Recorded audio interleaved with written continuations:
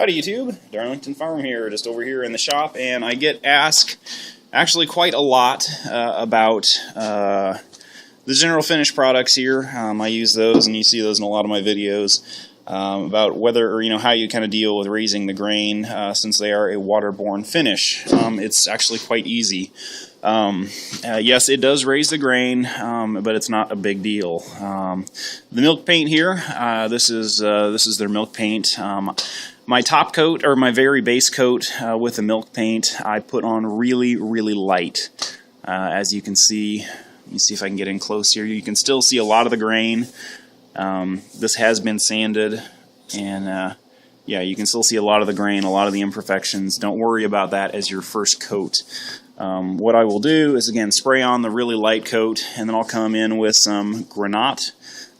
This is Festool. Right there, this can be kind of hard to find, so there's the part number 497095.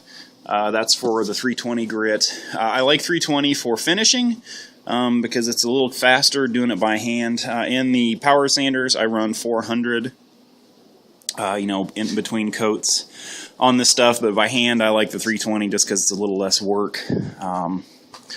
And also, this stuff has a foam back, and it's nice on your hands and kind of conforms to shapes and, curves and anything weird. It really is just a nice sandpaper. I prefer it over just a flat, piece of paperback paper. It really does a nice job. So I'll just come in here and, just lightly sand. You really just want enough to knock off any high spots. The first coat just kind of seals the pores of the wood, and any grain or anything that's raised, any splatter or anything like that, you can just knock off with your sandpaper here. And so it leaves you with kind of a coarse looking finish.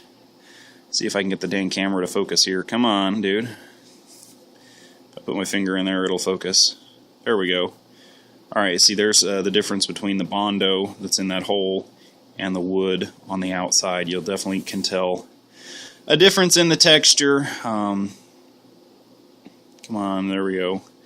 So it leaves you kind of a rough, texture like that. That's not a big deal. Your second coat will fill that in. This milk paint is awesome for, for leveling. So don't worry if your finish kind of looks like that. And if you sand through in a few small places like this, it is no big deal for your first coat. But it does a really nice job of filling, sealing.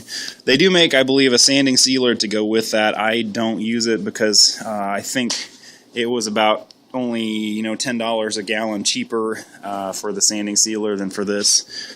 For the milk paint, the milk paint runs about $65 a gallon, if I remember correctly, and the sanding sealer was $55. So I just as soon not have to mess with as soon not have to mess with running a different, a different base coat. And since it was waterborne anyway, I think you'd still probably have to raise you do a grain raising pass. But anyway, so yeah, there you go.